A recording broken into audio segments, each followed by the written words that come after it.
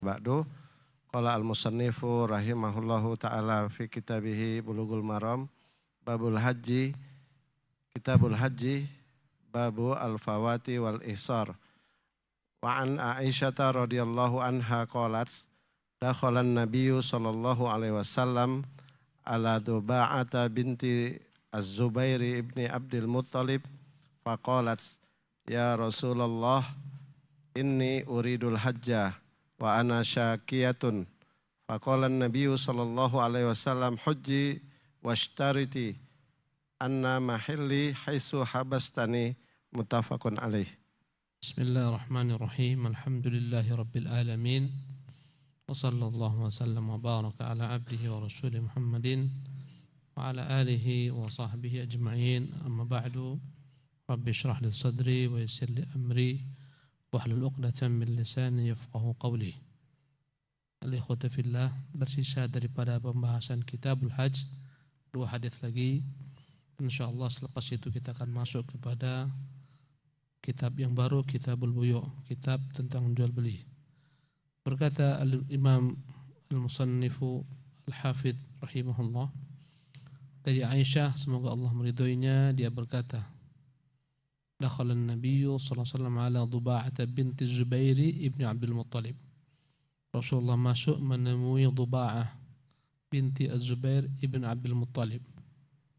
Dia anak daripada paman Nabi, Az-Zubair bin Abdul Muttalib. Ya, berarti dia adalah sepupu Nabi SAW. Faqalat, maka berkata Duba'ah, ya Rasulullah, wahai Rasulullah, inni uridul hajjah, aku ingin melaksanakan ibadah haji. Wa ana syakiyatun, namun aku khawatir karena aku punya penyakit. Khawatir tak mampu menyelesaikan haji tersebut karena ada penyakit yang kubawa.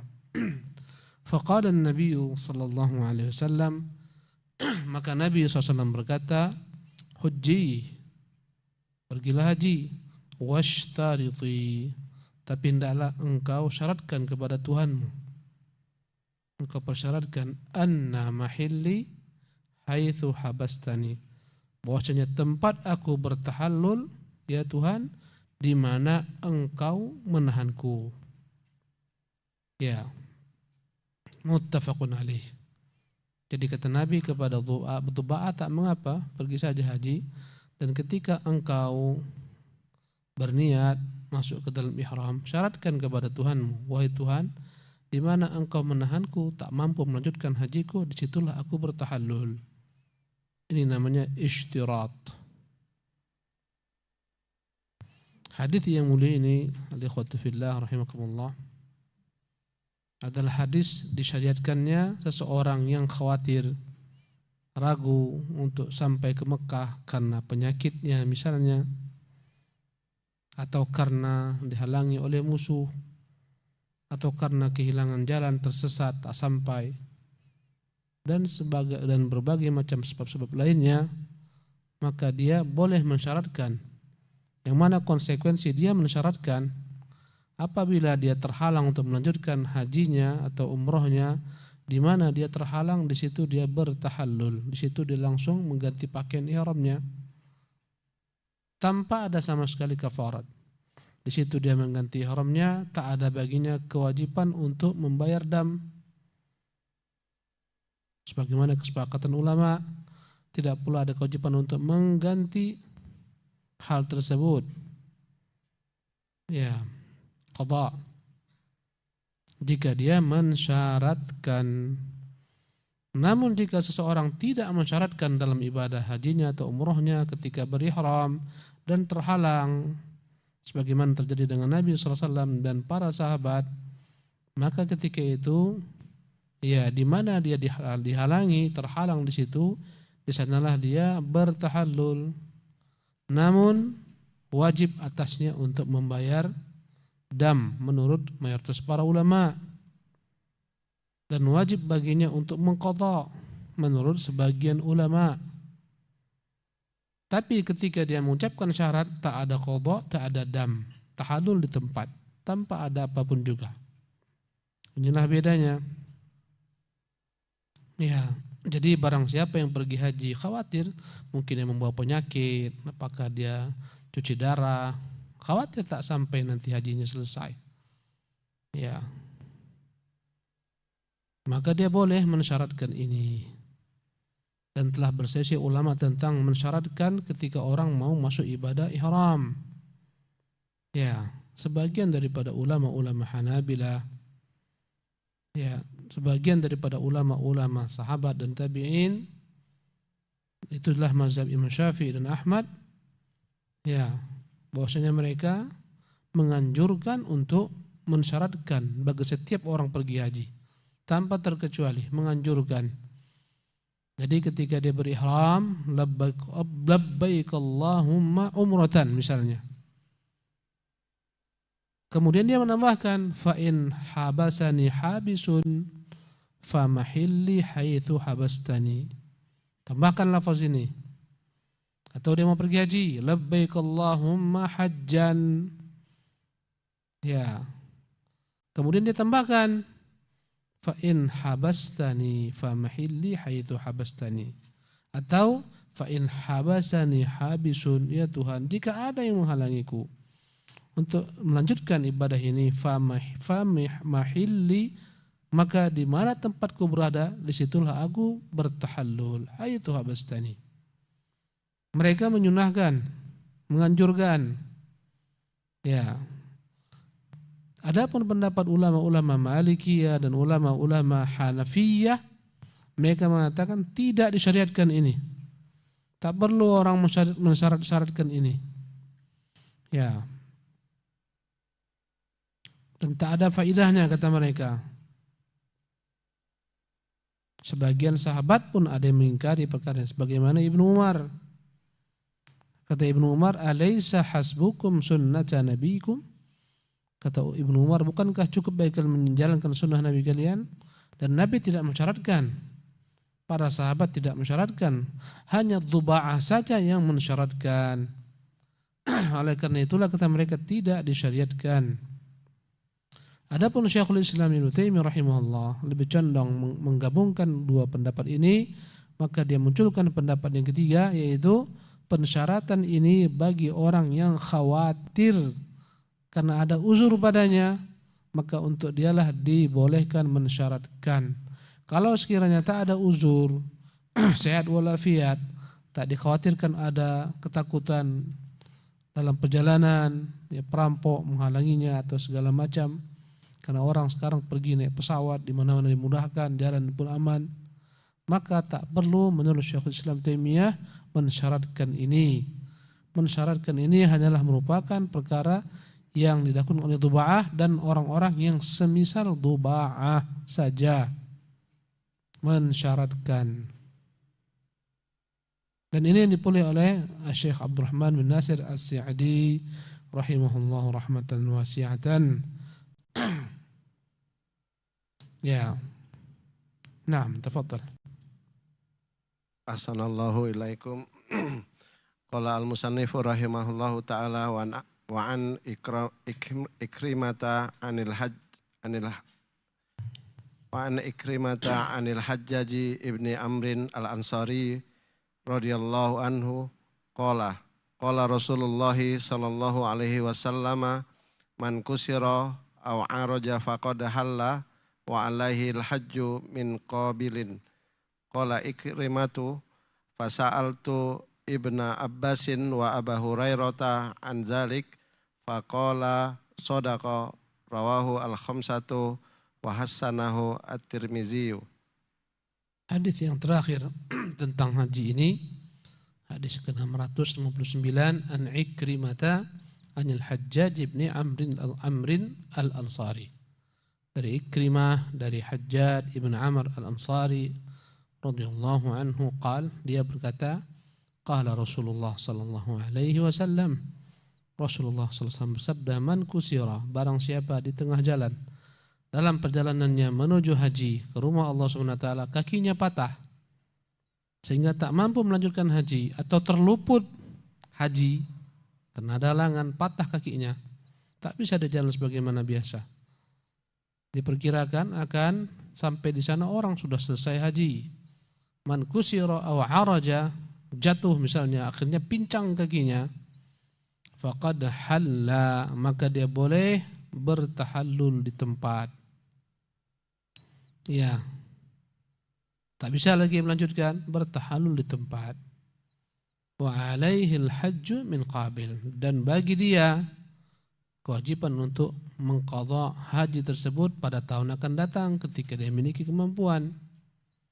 Ya, apabila memang hajinya adalah haji fardu, dia belum lagi melaksanakan haji fardu. Dalam Islam haji itu hukumnya ada dua. Pertama haji fardu, yang kedua haji tatawu atau haji sunnah. Haji fardu adalah haji Islam sekali seumur hidup, itu haji fardu.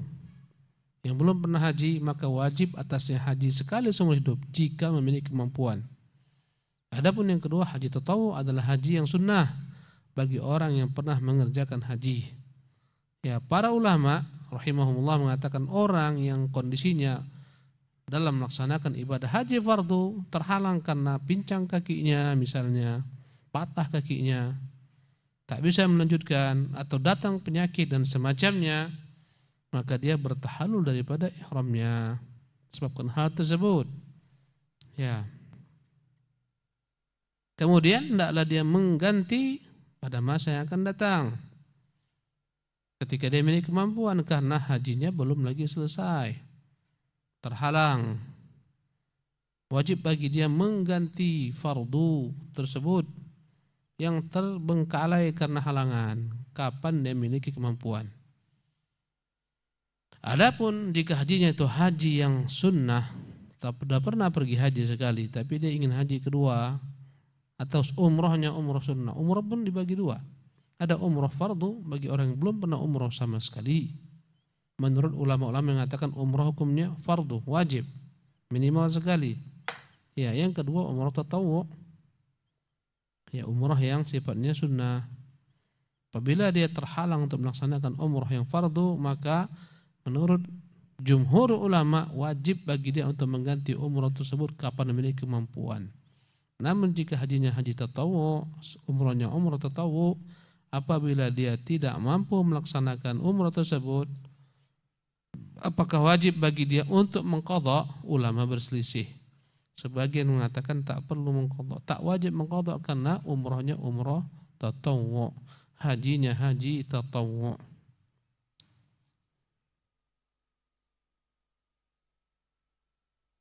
Ya, andai kata wajibnya fardu, ijma wajib dia ganti. Ya, andai kata hajinya bukan fardu, menurut mayoritas para ulama wajib diganti. Sebagian mengatakan tidak, sebagian kecil mengatakan tidak karena dia tak pernah haji dan ini haji yang sifatnya tatawu. Demikian juga dengan umrah, sudah umrah dia sekali, belum lagi sempurna ya tenaganya, fisiknya, mau cari pahala lagi, pagi umrah, malamnya pergi lagi di umrah. Sebagaimana diperbuat banyak jemaah haji dan umrah, mau cari pahala, pagi umrah ba'da subuh, siangnya zuhur kembali, nanti malam ba'da isya umrah lagi dia. Qadarullah kecapean, tak sanggup menyempurnakan umrahnya, akhirnya bertahallullah dia, pakai pakaianlah dia. Kewajibannya adalah membayar dam karena melanggar. Dia membuka pakaian ihramnya sementara belum selesai. Wajibkah bagi dia untuk mengganti umrah ini? Jumhur mengatakan wajib. Berarti kapan dia fit badannya, ganti lagi. Walaupun itu umrahnya umrah sunnah. Sebagian kecil mengatakan tak wajib. Adapun dalil jumhur kata Allah wa atimmul umrata wa atimmul hajja wal umrata lillah. Sempurnakanlah haji dan umrah karena Allah. Kata mereka orang yang telah memasang niat untuk ihram, untuk haji, untuk umrah wajib disempurnakan. Jika tak sempurna wajib diganti menurut jumhurul ulama. Ya, lain dengan ibadah-ibadah lainnya. Kalau kita sholat sunnah, misalnya kita batalkan udah selesai. Ya. Tapi dalam ibadah haji, umrah, kalau orang udah masuk ihram harus disempurnakan. Kecuali jika ada halangan yang menghalangi dia. Kalau ada halangan, itulah dibahas para ulama. Kalau dia membuat syarat, Tak ada konsekuensi yang harus dia jalankan. Tak perlu dia menyembelih, tak perlu dia mengqadha, cukup bertahallul selesai. Kalau dia tidak mensyaratkan, jumhur mengatakan wajib diqadha. Jumhur mengatakan wajib membayar dam. Ya, menyembelih seekor kambing. Kalau tak mampu, berpuasa 10 hari dengan niat untuk ya membatalkan tahallul tadi, bertahallul pada waktu belum selesai ibadah umrah dan haji. Wajibkah menyembelih sembelihan bagi orang yang terhalangi ini? Jumhur mengatakan ya. Bagaimana Nabi dan para sahabat. Sebagian mengatakan tidak wajib karena tidak semua para sahabat-sahabat yang dihalangi umrah pada masa tahun ke-6 Hijriah mereka membawa sembelihan dan Nabi tidak perintahkan mereka untuk menyembelih. Wallahu tabaraka wa ta'ala alam. Demikianlah pembahasan kita tentang ibadah haji ini. Ada yang mau bertanya tentang haji? Silahkan. Tak pernah saya buka langsung bertanya gini nih. Sebelum kita masuk Kitabul Buyu, ada yang nyangkut di benaknya dulu. Ya pernah haji, apa dibuatnya? Ada? Syekh Ibrahim? Ada ke soal? Fadhal, silahkan. Ya. Kasih mikrofon ntar. Bismillah. Ketika kita tawaf sunnah, lalu tawaf kita tidak sempurna, lalu kita berhenti. Ya. Bagaimana hukumnya itu, Pak? Ya, apabila seorang melaksanakan tawaf, misalnya baru 3 kali dia tawaf, ternyata batal wudunya. Dan jumhur ulama mensyaratkan harus suci dalam tawaf. Kalau batal wudunya, maka batallah tawafnya menurut kebanyakan para ulama. Jumhur, dan ini lebih dekat pada kebenaran. Karena syarat tawaf itu harus suci. Karena itulah Rasulullah melarang Ibunda Aisyah untuk melaksanakan tawaf ketika dia haid. Kata Rasulullah, if'ali kullama yaf'aluhul hajj.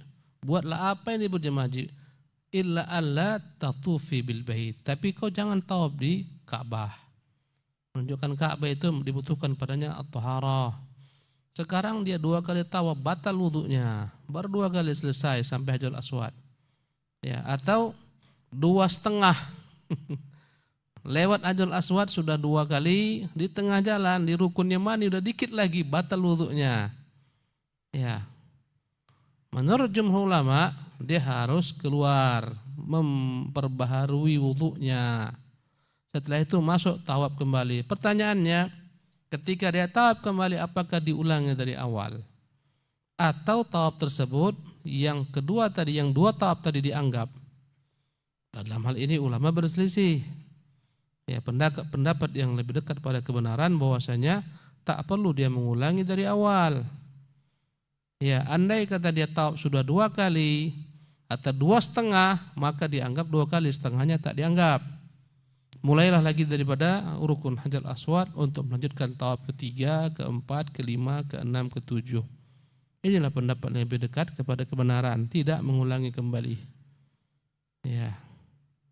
Pertanyaannya, apakah tawaf itu setiap tawaf itu adalah merupakan bagian tersendiri atau dia merupakan satu gabungan yang tak boleh sama sekali diputuskan? Jawabannya, tawaf itu boleh kita putuskan sesaat karena capek, letih. Ya, misalnya 2 kali tawaf, capek, duduk sejenak. Yang penting kita nggak tidur pagi baru lanjutkan, nggak, batal dah tawafnya itu, ulangi dari awal. Ya, ada yang mengatakan dia ulangi kembali dari awal, tapi pendapat yang kedua ini, wallahu taala alam, inilah pendapat yang kita pilih, cukup bagi dia untuk melanjutkan. Ya, karena ibadah tawaf itu adalah ibadah ya yang independen setiap tawaf tersebut. Jika selesai sampai rukun Hajar Aswad selesai 1. Lain dengan sholat. Kalau sholat kita batal di tengah-tengah sholat, buang air atau buang angin di rakaat ke-3 batal sholatnya, tak bisa kita tambah 1 rakaat lagi zuhur. Kenapa? Batal semuanya. Karena ibadah sholat itu satu kesatuan. Kata Nabi SAW, innallaha la yaqbalu salatal abdi idza ahdatsa hatta yatatahhara. Allah tak menerima sholat seseorang kalau dia berhadas sampai dia bersuci. Ketika dia berhadas gugurlah semua. Tapi tawaf tidak. Ini perkara khilaf yang tadi yang saya pilih, wallahu taala a'lam. Adapun dalam masalah sa'i tak disyaratkan oleh para ulama harus suci. Berarti boleh dia walaupun telah buang angin terus melanjutkan sa'inya. Hanya ketika tawaf saja dijaga menurut jumhurul ulama. Wallahu taala alam. Ya. Jelas ya? Satu lagi. Oh, satu lagi dia. Ini kasusnya mungkin yang Anda pernah alami Ustadz. Ya. Ketika kita umroh puasa, Ya. kita tawaf berapa putaran, Allah alam, mana kurang ingat. Hmm. Lalu kita kecapean lepas itu berhenti pulang sampai sekarang nggak disambung. Oh. Apa yang perlu Tapi kita? dia bukan dalam rangka ihram, bukan. Bukan Tawaf sunnah. sunnah. Tawaf sunnah tak ada masalah. Antum kecapean pulang nggak apa-apa dilanjutkan. Yang disuruh sempurnakan adalah orang ketika masuk ke dalam ihram. Kata Allah, wa atimmul hajja wal umrata lillah. Sempurnakanlah haji dan umrah. Ini tawaf bukanlah dia tawaf rangkaian daripada ibadah umrah ataupun haji. Dia hanyalah tawaf sunnah belaka. Tak ada sama sekali konsekuensi. Capek dia udah kecapean Ramadan keluar pulang enggak dilanjutkan tawafnya tidak mengapa. Ya. Jadi ingat, rangkaian ibadah sa'i itu adalah rangkaian ibadah yang harus digabungkan dengan tawaf. Tak boleh antum mau ibadah sa'i tapi tak tawaf, sa'i aja lah 7 kali. Tak ada syariatnya. Satu lagi, mencium Hajarul Aswad adalah rangkaian ibadah dengan tawaf juga. Tak ada cerita antum dianggap ibadah cium Hajarul Aswad tanpa diiringi tawaf. Sebagian orang pokoknya gua curus cium lah ini. Datang khusus untuk mencium Hajarul Aswad itu dia pulang. Ini ibadah yang terkait dengan rangkaian ibadah lainnya dengan tawaf, ada mencium Hajarul Aswad. Bukan menciumnya secara independen, tapi dengan tawaf. Demikian juga mengusap rukun yamani pun demikian. Ya, harus dengan tawaf. Naam. Silakan Pak Nazar. Fadhal. Biar kita tuntaskan malam hari ini tentang haji dan umroh nih. Setelah itu dah.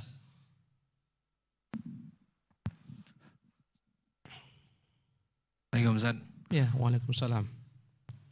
Setelah wukuf di Arafah kemudian bermalam di Mina. Bermalam di Muzdalifah. Muzdalifah.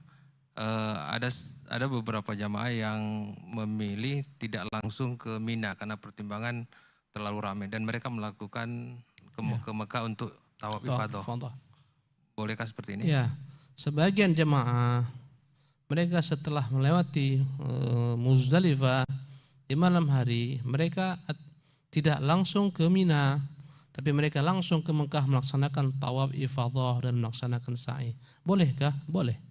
Tak ada masalah dia mengakhirkan melontar Jumratul Aqabah pada tanggal 10 Dzulhijjah.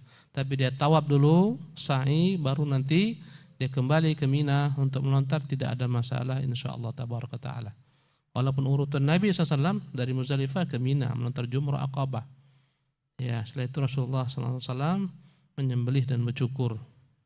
Tapi tak mengapa dikedepankan tawaf ifadahnya atau diakhirkan, tak ada masalah juga. Ya, misalnya mau pulang baru tawaf ifadah, tak ada masalah. Jadi, tapi ingat, orang yang tak melaksanakan tawaf ifadah dia baru bertahalul yang pertama, tahalul kedua belum, berarti dia harus menahan diri daripada bercampur dengan keluarganya, itu saja bedanya. Nah, ya Ustaz, mungkin penjelasan tentang nafar sani. Nafar sani. Ya, dalam ibadah haji itu kita boleh memilih satu daripada dua cara untuk menyelesaikan ibadah haji. Maksudnya untuk meninggalkan Mina. Bisa kita pilih meninggalkan Mina pada tanggal 12 Dzulhijjah. Kita mau tergesa-gesa ini, kita mau menyudahi haji kita, maka berangkatlah kita meninggalkan Mina setelah melontar 3 jumrah. Kata Allah, "Faman ta'ajjala fi yaumaini fala itsma alaih." Barang siapa dia ingin tergesa-gesa, ada hajat mau ditunaikan, dia akhirnya menyempurnakan hajinya pada 2 hari saja, maksudnya 2 hari, hari-hari yang mutasyrik. Maksudnya tanggal 11, 12, setelah 12 melantar 1, 2, 3 jumrah. Dan dia bertolak dengan syarat dia harus bertolak meninggalkan Mina sebelum matahari tenggelam. Nafar awal ini namanya, nafar awal. Maka dia tak boleh berleha-leha santai nanti tenggelam matahari baru dia meninggalkan Mina ke Makkah, tak boleh. Harus dia melanjutkan bermalamnya yang terakhir di Mina. Tak boleh dia mengambil nafar awal karena keluarnya terlambat. Namun jika keluarnya misalnya asar, masih ada waktu. Di tengah jalan banyak kerumunan.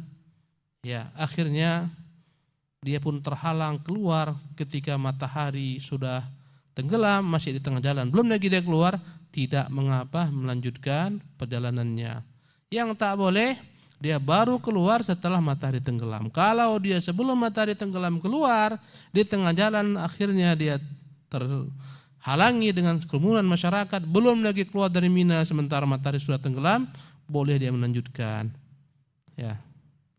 Adapun yang kedua namanya adalah an-nafaru tsani, nafar tsani. Kata Allah, "Wa man ta'akhkhara fala itsma 'alaihi liman ittaqa." Barang siapa yang mengakhirkan, dia tunda sampai hari ke-13 atau hari ketiga dari hari tasyrik, fala itsma 'alaihi, tak mengapa pula, liman ittaqa, bagi orang yang bertakwa.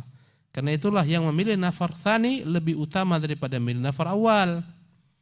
Jadi adapun nafar tsani, dia menunggu sampai tanggal 13. Sampai sempurna hari tasyrik, selepas melontar jumrah ula, jumrah aqabah, jumrah wusta, jumrah aqabah, barulah dia meninggalkan Mina. Ya, ini pada hari yang ke-13. Adapun hari ke-13 silahkan boleh meninggalkan Mina sebelum matahari tenggelam atau setelah tenggelam, enggak ada masalah. Ini namanya nafar tsani. Ya, berarti tinggal bagi jemaah haji yang telah menyelesaikan semua rangkaian ibadah ini, tinggal satu lagi yang belum dilakukannya, itu apa? Tawaf wada. Apabila dia keluar pada tanggal 12 setelah ya tergelincir matahari, dia melontar 3 jumrah, kemudian dia kembali ke Mekah, tawaf wada, pulang, hajinya selesai. Hakikat haji itu dimulai pada tanggal 8, 9, 10, 11, 12, 5 hari paling minimal nih pelaksanaan ibadah haji. Biasanya anak-anak mahasiswa, kita anak mahasiswa sering mengambil yang ta'ajjul ini nafar awal karena banyaknya hajat. Ya, 5 hari haji itu. 8, 9, 10, 11, 12. Kalau mau ditambah maka 6 hari. Boleh seseorang menyelesaikan ibadah hajinya. Loh, kok sampai 40 hari Ustaz? Sampai 50 hari Ustaz? Itu karena ya diatur pemerintah kita tak mungkin diberangkatkan dalam waktu yang singkat jumlah jemaah haji kita yang sampai 250.000 sebelum corona. Karena itulah diatur supaya bisa. Karena itulah tak bisa diberangkatkan dalam satu waktu menuju Arafat tanggal 9. Karena itulah diatur. Ada yang berangkat tanggal 7 malam hari, 7 siang hari, tanggal 8 siang hari. Ya, itulah sebabnya. Wallahu tabaraka wa ta'ala alam. Naam. Silakan. Soal, fadhal. Begini Ustaz, jika kita punya dana sebesar pendaftaran haji, Ya. Kita tahu bahwasanya negeri kita ini masa tunggu yang cukup lama. Mana lebih utama kita daftarkan untuk haji atau berangkat umroh terlebih dahulu? Mana yang kita lakukan, daftar haji atau umroh? Misalnya haji itu lama kita perginya, mungkin 5 tahun, tak mungkin 5 tahun bahkan 10 tahun, 11 tahun, 12 tahun. Ini semua dampak dari riba. Dampak dari riba yang terkutuk. Akhirnya menumpuk-numpuklah orang mau pergi haji. Seharusnya haji itu bagi orang sanggup saja. Tak ada dana talangan. Tapi karena ada dana talangan, semua dianggap sanggup dan disanggup-sanggupkan. Setelah itu ditarik bunganya yang berbagai macam nama. Ya, gara-gara riba ini semua kacau balau. Saya ingat 2004 kita pergi haji. Ya, 3 bulan sebelum berangkat kita masukkan uang, berangkat. 2004 tuh. Sebelum tsunami. Ya, Desember. Sekarang antum masukkan sekarang entah antum masih hidup entah enggak. Apalagi yang udah umurnya 60 tahun, masukkan sekarang, udah musibah. Ini musibah riba tadi itu, banyak musibah riba ini. Macet tuh jalan-jalan Jakarta tuh gara-gara riba tuh semua. Bentar lagi di Batam. Semua ngambil motor, cicil kredit, riba semua. Ini dampak daripada riba. Ya, maka apabila orang merasa masih lama sekali pergi haji ini, gimana kalau aku pergi umrah dulu? Ya. Kembali kepada hukum, apa hukum umrah? Pendapat yang paling kuat, umrah itu wajib. Karena Nabi dalam bentuk perintah, hujjah wa'tamir, berhajilah dan berumrah, perintah, hukum asal perintah adalah wajib. Jika kita memilih pendapat wajibnya umrah, belum bisa haji, bisa umrah, daftar dulu untuk umrah. Ya, umrah berangkat dulu. Apalagi kita tahu ajal kita bagaimana. Ya, minimal pernahlah tawaf di rumah Allah SWT, pernah sa'i, tahallul, ya. Nanti semoga ada lagi rezeki untuk haji. Ya, kalau antum tanya ke saya, umrah dulu. Ya. Tapi jika dia menganggap kayaknya Pak tak mungkin umrah ini sekali, kira nanti umrah dengan haji sekalian, haji tamattu dipilihnya, paket haji dan umrah. Ya, tak ada masalah jika dia milih demikian. Ya, wallahu tabaraka taala alam. Ya, silakan Syekh Ibrahim. Tafadhal.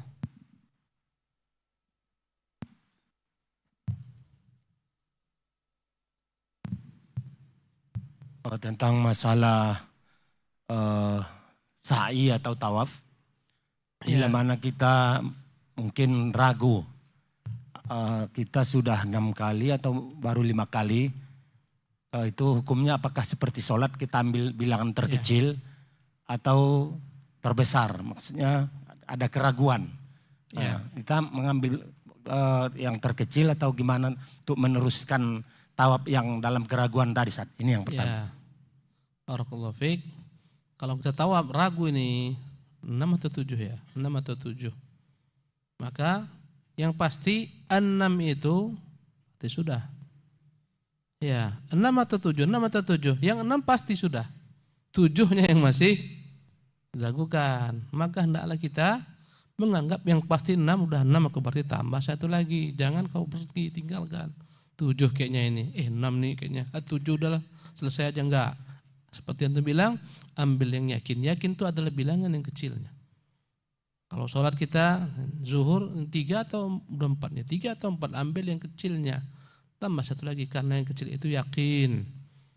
Yang besar itu ragu. Sementara kaidahnya kata Nabi, da'ma yaribuka ila ma la yuribuk. Tinggalkan apa yang kau ragu kepada apa yang tak kau ragu. Yang 6 ini enggak keraguan. Yang ragu itu adalah yang ke-7.